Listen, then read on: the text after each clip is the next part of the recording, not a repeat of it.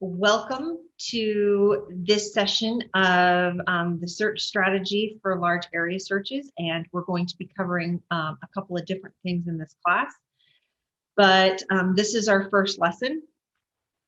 What we're going to cover today is why you should have a search strategy, what is a search strategy, and then we're going to do an overview of the three different types of search strategies.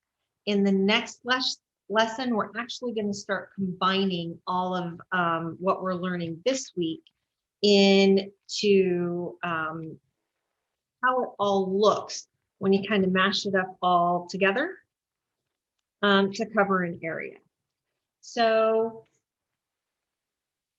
what is a search strategy? This is a plan for how you methodically search your assigned area while taking into consideration all of the different factors that you have going on, like wind, weather, and time of day, plus what you're looking for. There are different types of strategies that can be employed, and each has its own strengths and weaknesses, and they can be combined. And the strategy in and of itself is sort of a fluid concept that you employ to search your area in such a manner that gives the greatest likelihood of putting the dog into a location where odor or scent can be detected and the item or subject found. So I will probably interchangeably use the word odor and scent in this particular class. And just to clarify for you guys, odor is anything that's not live and human. So live human odor or live human scent is how we classify scent. Odor is everything else, including conservation, odor detection dogs, cadaver dogs, evidence dogs, narcotics, explosives, all of those particular types of things. So forgive me if I'm a little not consistent on that part. So why should you have a search strategy, which should be more than I'm just going to follow my dog? When firefighters enter a building, they have a search strategy. They know that most of the time when they enter a room, they go left. They search the exterior of the room every single time. This is what they do in every single room. We, as searchers and canine handlers, have a very highly trained tool, our dog, that we can use to search whatever we have been assigned to search. So it is only best practices for us to use that tool appropriately and to the best of its ability. So another reason for having a good search strategy, there's lots of them, right, is it conserves your energy. You're not backtracking over what you've already searched, so that you can be a resource for as long as possible in that particular event. Instead of just muddling through and walking back over multiple areas, climbing fences several times, you can clear an area, you can cross it off your map, and you can move on. Effective canine teams are very highly sought after, and you will be deployed into the field continually until the end of that event. So as much effective and efficient searching that you can do, the longer you will be a resource in the event or in your assigned areas. Having a good strategy also demonstrates your proficiency as a volunteer professional or as a professional canine handler to whoever you are working for. It helps you keep track amidst all of the chaos of your dog, other responding organizations, or multiple different types of teams to keep you focused on your job. if you are working in a search and rescue field, or you actually are a conservation handler and you happen to have flankers with you, knowing your search strategy allows you to also assign flankers to be better searchers as well, because you can tell them, this is where we're going to go, this is what we're going to do. I need you to go do XYZ, and we will meet up down here, or I can keep an eye on you as we work through this area. You definitely also keep a track of where you have and haven't searched. It's all information that you can take back and give to incident command to help them determine on whether or not they deploy more resources into that particular area. So a search strategy will allow you to provide crucial information to incident command. It makes documentation easier because as you're writing out your debriefing form, you can actually walk through your area, noting any areas of interest that you might have, and it allows you to have the highest probability of detection. Now we're going to talk about probability of detection in a later lesson. So keep that in mind, plus quite a few other things, right?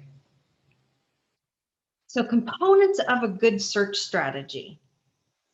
They definitely take into consideration who or what you are looking for, because your search strategy is slightly different if you're looking for a huge person, right? Which in my book is a huge thing. Or you're looking for gun casings, or you're looking for snakes, right?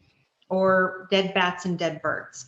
So all of that helps dictate what type of search strategy you have. It also allows you to cover a reasonable amount of ground in a reasonable amount of time. So we don't have unlimited time to search an area. We need to get in, cover our area, and get out. It makes the best use of you and your dog as a resource to the area that you're assigned. So don't use your search strategy to compensate for the lack of trust that you have in your dog. By the time that you move to an operational level setting, you should trust your dog that if it does get an odor, that it will follow up on odor and it will tell you about it. I've seen a lot of people whose search strategy is, well, I'm going to follow my dog, and we end up actually making really, really sporadic searches throughout the areas because they're very focused on following up on their dog and checking whatever their dog has sniffed, because they don't trust the dog to tell them that the dog has found target odor. So have faith in your dog. Have faith in your training. Use search strategies in your training so that you can understand how more effectively to use this tool when you go out into the field.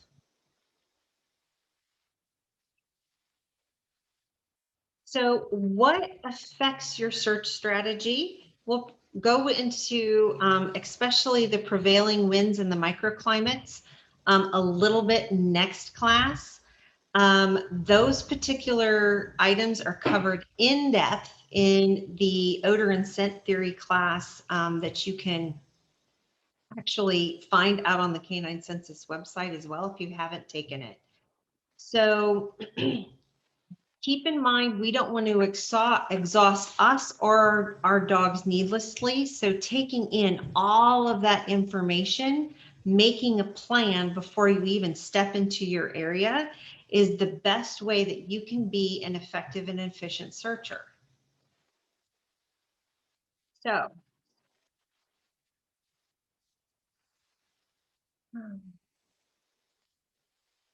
there's a couple of different types of searching, and all of the graphics that you're going to see throughout the rest of this particular presentation came from a document that Marcia Koenig had written back in 1987. And she gave me permission to have them colorized basically and redrawn by some college students. And so she's appropriately cited. One of the things I'll tell you is after next week's class, I will actually have a poster available for you with all of these different types of searching on it, so you can use it as discussion points in your classes or in your trainings. And when the weather is maybe not so nice, you can actually go ahead and use them for tabletop exercises. So our first type of searching is called a thorough search. And if you think about it, this is typically what we talk about when we talk about, I'm going to run a grid. I'll tell you, unless you search in Kansas in the middle of winter, where there's no topography lines, right? This really, it works okay, but not for your entire area. So this is a very slow, systematic way of searching. Regular passes are made for the area where you're going. The width of the pass, right, depends on how thick and tall your ground cover is, how far away your dog works from you, how strong the wind is blowing, and terrain obstacles such as breaks, trees, and other features that could cause pooling scent. I work in areas significantly differently with my current dog, who is a Dutch Shepherd, and he ranges a really long ways away from me. I can send him just by twitching my shoulders in different directions and cast him out. And it doesn't require me to make really, really fine passes if I am working in a field that I have grass or vegetation that's only about mid calf high. If I cross a fence and go into our conservation area, that grass in the middle of July or August comes up to my chin. I'm about 6 feet tall. There is no way, unless it's a really, really big odor source and it's a fairly gusty day, that my dog, whose nose is at my knee level, is going to smell a whole lot. So I need to be really, really cognizant of that. If I am looking for a newt or a bullet casing versus a whole person, that helps dictate the width of my sweeps. Now, keep in mind that vegetation and all of this stuff is things you find out in training. If my dog works a long ways away from me, I know how far I have to make those sweeps, and I figure that out in training. I don't necessarily do that on a search because I've already figured it out. So here's something called a grid contour search, or corridor search, sorry. So the dogs are given specific corridors. Now they're using roads basically for the delineation between where each dog starts. The dogs don't jump over and across lines, so they have enough control over their dogs to keep them from doing that.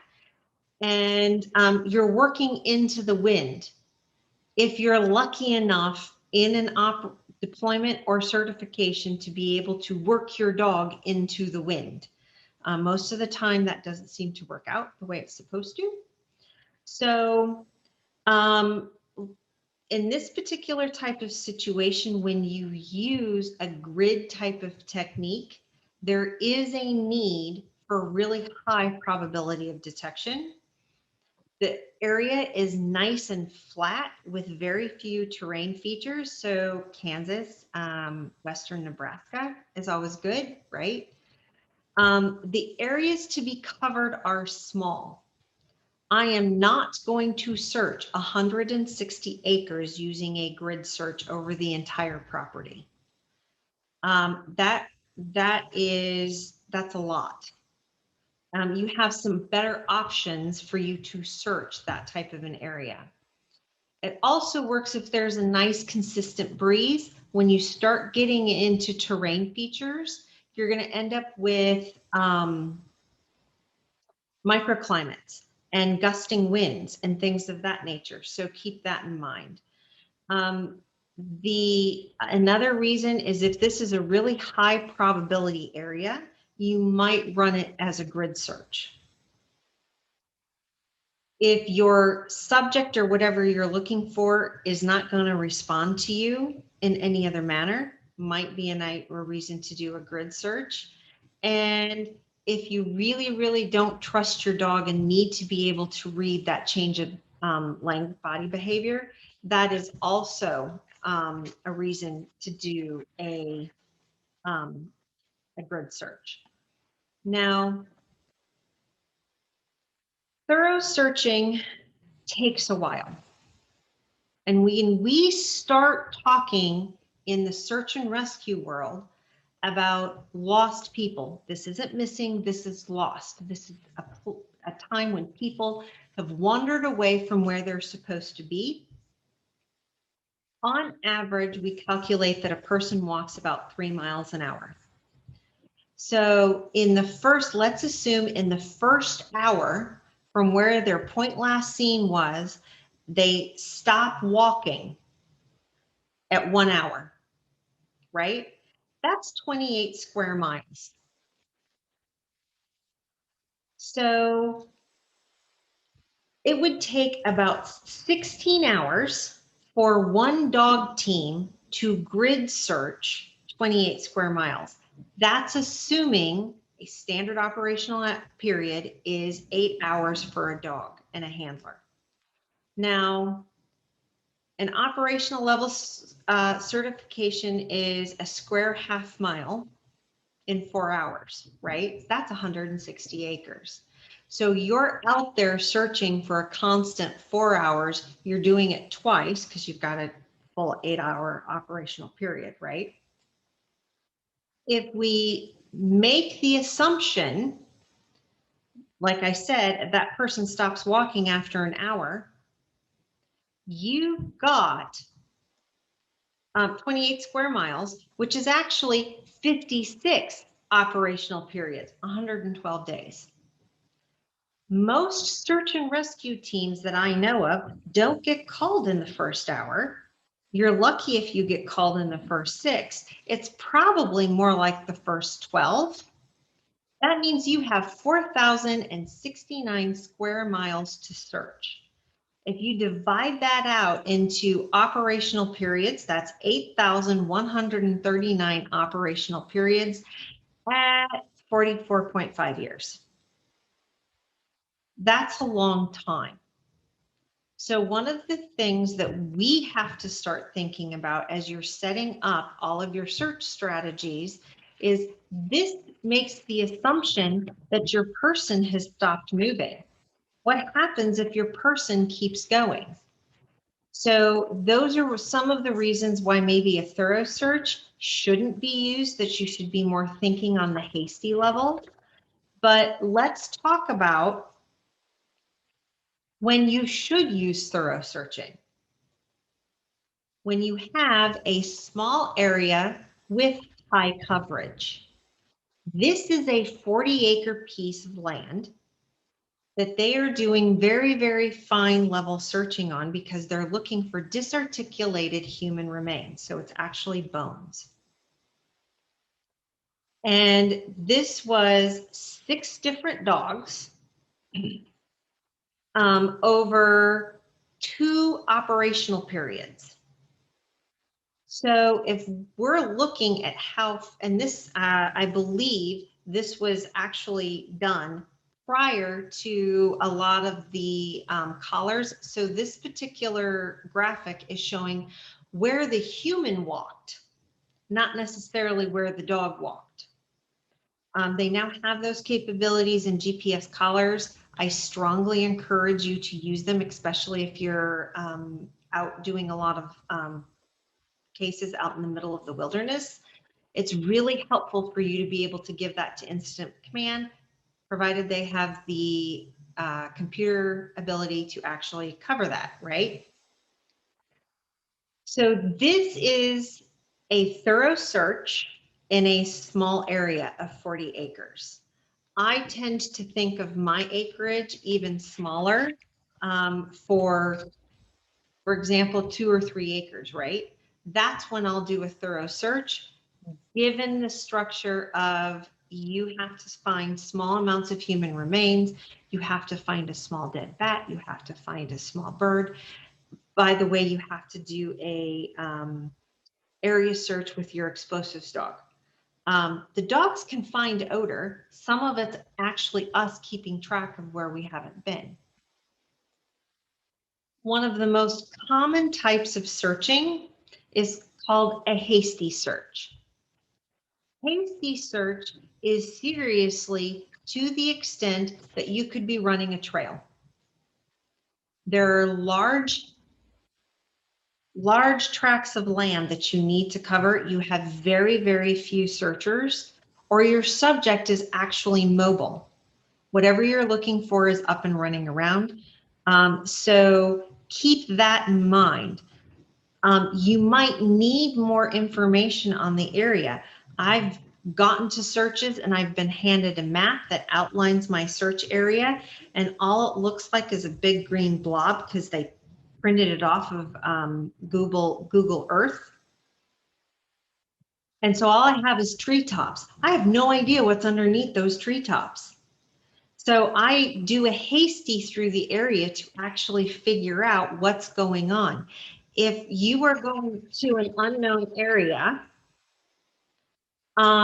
it is really good if you can actually get your law enforcement to give you topo maps. You may actually have SAR-Topo. There's a whole bunch of other things out there, that programs out there that your search and rescue teams or your company, if you're doing conservation work, can actually get you to topographic maps in order to be able to use, so you can at least look at them before you step out into the field.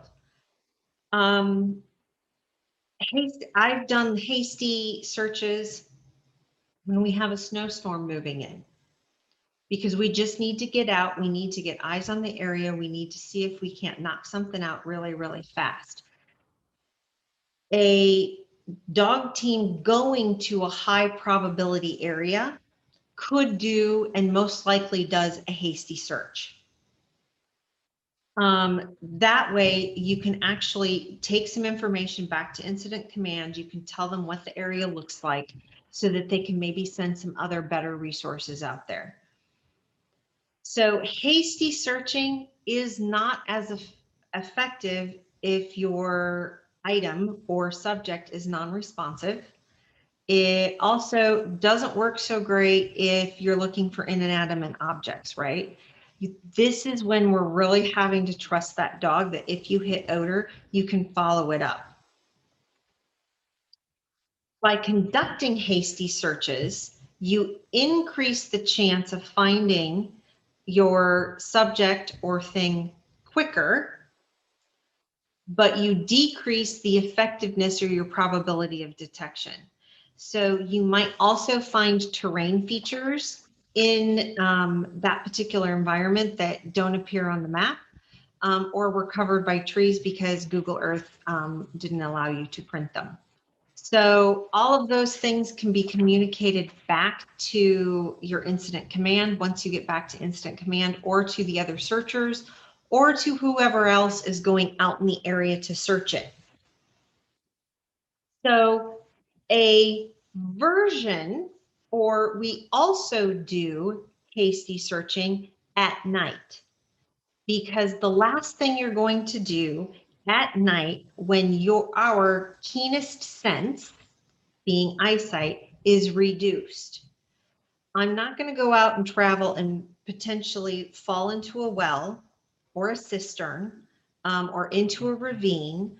All of these things dangers that go on with searching at night. So we do a hasty search. Dogs can actually search very, very effectively at night because of how your odor and scent is moving. Um, Depending on the time of year, especially in Iowa in August, searching at night is actually a really great idea because it actually helps save the dog from the heat of the day. Plus, odor moves better at night. Now, your wildlife is also out and about, so make sure you keep track of all of that, right? Plus, it's easy to lose your flankers sometimes in the dark unless they are wearing reflective safety green and appropriate flashlights and everything. But things to keep in mind when you start searching at night, it's gonna take you longer. So parcel up your areas into smaller areas. You are probably going to have to recover the ground in daylight anyway. Stick close to known landmarks. In this particular example, you'll see that they follow all of the roads or fence lines. They follow the pond, or not, they follow the river. So this way you can actually mark off, this is what we've done. You're least likely to twist an ankle, and you're hopefully not going to run across too many scary things. So make note of them, take them back to incident command, and tell them this is what we have, we could do safely. Hasty terrain searching. In this particular example, the team is actually using all of the landmarks on the map to figure out and keep track of where they're going. So they start down at the bottom, they walk along the river or the road, whichever it happens to be, right? Walk up to the road till the handler is like, oh, here's a curve in the road. I know that that's going to stay there. They then walk back down around to the west side of the property, make a loop so that they're going about a third of the property in, walk along, hit that curve, walk along the road a little bit. They can also say, in general, I walked to the south of the lake. Finished up my search, hit my west boundary, then I walked my north boundary because that actually I searched the north boundary. I probably also searched a little bit into the area to the north of me, and I finished. I can go take that back to law enforcement or to incident command and say, well, this is the path that I have walked in general. And if I really, really need to, I can take my dog and I can go up and I can stand on some of these rock piles. Getting your dog to a high point in the property that you're searching is always a great way for your dog to catch odor. One of the very effective search strategies I saw during a test, one of the individuals who was getting very frustrated, right, walked to the highest point in the area and stood there for about a couple of minutes and just watched her dog. And her dog was acknowledging gusting odor from a particular location, out with gusting scent because it was a live find dog. And so she took off in that particular direction and just told me, hey, I'm going to start gridding out this particular type of area in a really loose grid. And within about 2 minutes, she found the subject. So being able to understand that that's how I want to work an area. Once you've worked the area, mark it off your list, move on. You also have to understand that things like vegetation are going to dictate how close your passes are. If you come across a tree line, you actually need to search on both sides of that particular tree line. We cover that in the scent theory class, because you're going to have eddies and your odor or scent may not pop out of those particular eddies quite like you think it is. So make sure that you're just keeping track. GPS collars are a fantastic thing. So we've covered hasty versus thorough. So which one do you use? In both of these examples, the handler is starting at the bottom of the mountain, right? I would use the hasty search if I was told to clear the area as quickly as possible, and there are really poor maps of my area, and I need to make sure that I can go back to incident command and tell them additional information. I might do the thorough search if there aren't very many searchers, if whatever I'm looking for is not going to move, and depending on time of day. Now, I may not also run the thorough search like what we have on this particular graphic, because if you look at this particular graphic, it has us going up and down the ravine quite a bit. You have some other options.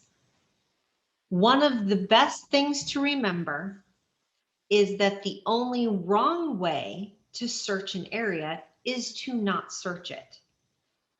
Searching an area efficiently and effectively is our goal, and that's why we have a search strategy. So one of the last ways that we're going to cover today is terrain searching. And if you look at this particular graphic again, we're also doing terrain searching here because we're doing things like searching around the pond. We're allowing the rock formations and even the roads to help dictate where we may or may not be going. So if you're in a large area and you're only going to make one pass, depending on that time, on the time of day, walking a ridge is always a really good idea.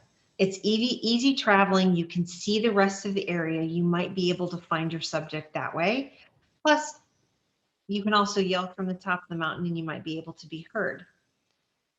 The idea is to always try and put your dog in the position downwind so that it can catch odor.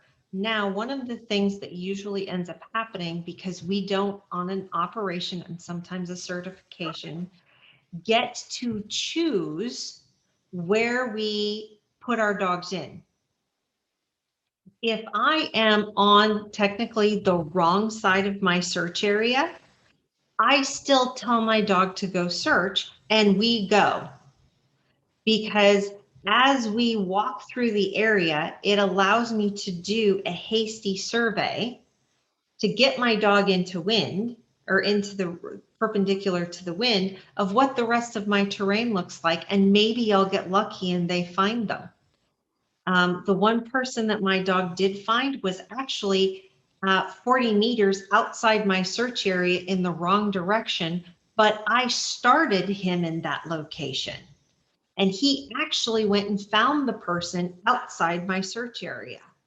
So keep this in mind as you're developing everything that you might want to do. Also start your dog outside your search area. Use the opportunity as you're walking to the most advantageous position to continue to work your dog. Your dog is there to detect odor or scent. You're there to remember where they did and didn't go. So contour and terrain searching is one of the things that a lot of people don't do. I learned to do this because I actually have really bad knees, and going up and down hills really suck. I also learned this following handlers around out in Idaho who have really, really big hills that were going up and down the hill a lot instead of around the hill. This is your little mountain goat impersonation. So it allows you, whether you are walking up the hill, so you start over here in this corner and you're going up the hill in your search, or if you've worked the other side of the hill and you're going to be working down the mountain. You can do it either way. Your dog is being put into odor. You can use this in either a thorough or a hasty search. And you can also actually dice it down a little bit finer. And let's say this is actually a really big ravine. And you're doing one side, going up one side of the mountain and then down the other, and you don't have to cross this ravine every single time. So those are a couple of different types of searching when you put it all together that you can actually use. I would, and I had this question in one of the last classes, is how would I break this area up? I would actually do, especially if this was a really big ravine, I would work up one side, come up here and work down the other. So for the next session, we're going to put all of these different types of searching together. And we're going to look at what a couple of search strategies might look like coming into the next week. We're also going to talk a little bit about all of the different factors that can affect our search area.